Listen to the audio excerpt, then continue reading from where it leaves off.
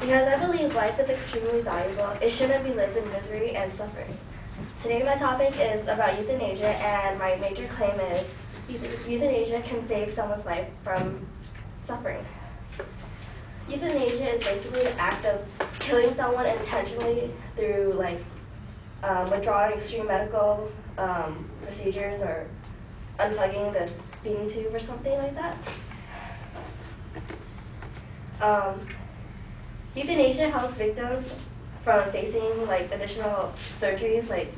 Sometimes when you have a severe sickness and you have a surgery for it, oftentimes the percentage of working, if the percentage of the surgery going through is very unlikely, like 10% possibly, but people take the hope in taking the surgery anyways, and afterwards there's always sometimes another occurrence of your sickness and you have to go through another surgery, and it keeps on going. And for some people, it's just giving them hope that you can live, and then taking them away, telling them that you need another surgery. And it's just, when is it going to end? And then it's kind of, I would say, an ongoing process throughout your life, unless you finally die when there's when it comes to 10% to 5 to 3, wouldn't you feel better if it's just if you're just kind of died?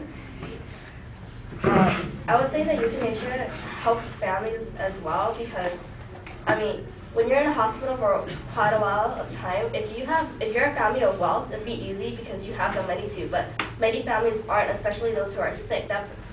So families will have to pay thousands of dollars for their family members to help them survive. But also, families are often too worried about their loved ones and caring for them as they're laying in bed useless. Either they're in coma or feeding off a tube, or after surgery multiple times, they're just sitting there, and then their family member can't seem to move on from their life. If you help them by euthanizing them, that mother or father can finally move on with their life. Even though they will be sad or depressed for a period of time, they'll soon have to get over it because the victim is already dead. And it also helps lighten the debt that the family already owes to the hospital. The many times that the debt can't be paid anyways, it's taxed through other people, payments with rich family or whatnot, then they have to pay.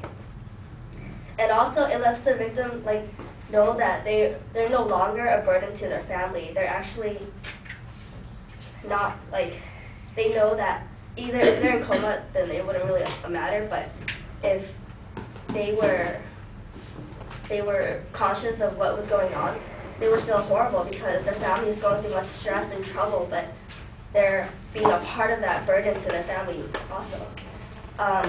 For a lot of the people who stay in hospital beds, they're fed through tube feeding, and this keeps people, but the thing is, this tube feeding, it keeps people living through new, expensive, and risky medical technology.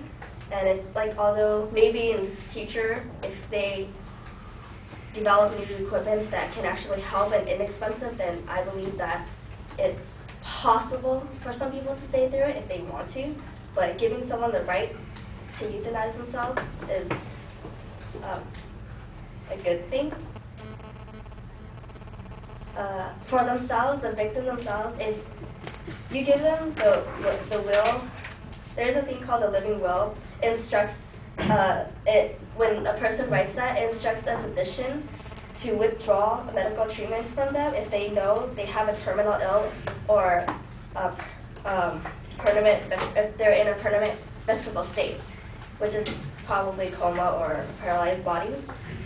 And so for themselves, they can relieve themselves from the sickness or maybe leukemia if you don't have the correct white blood cells, and you don't have to go through life watching people watch you and look how sick you are and just look down upon you.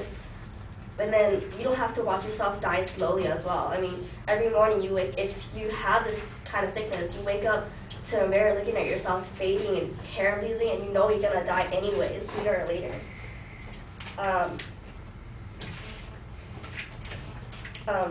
In an article that Wesley J. Smith wrote entitled "Right to Die Movement is Really About Euthanasia, Not Compassion," in here he mentions an Australian physician Philip Napsky, who travels the world presenting how to commit suicide campaigns or clinics.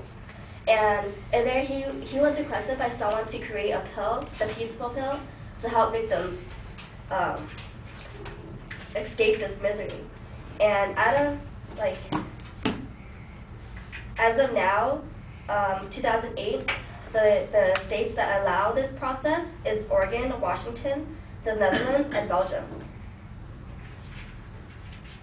And I took a random survey. I asked 10 people around campus if they were for euthanasia, and I explained to them the definition so they'd understand it well. 8 out of 10 people said that they'd rather die than suffer in this misery.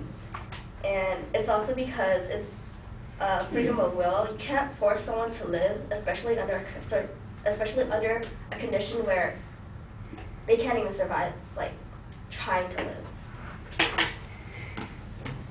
Yeah.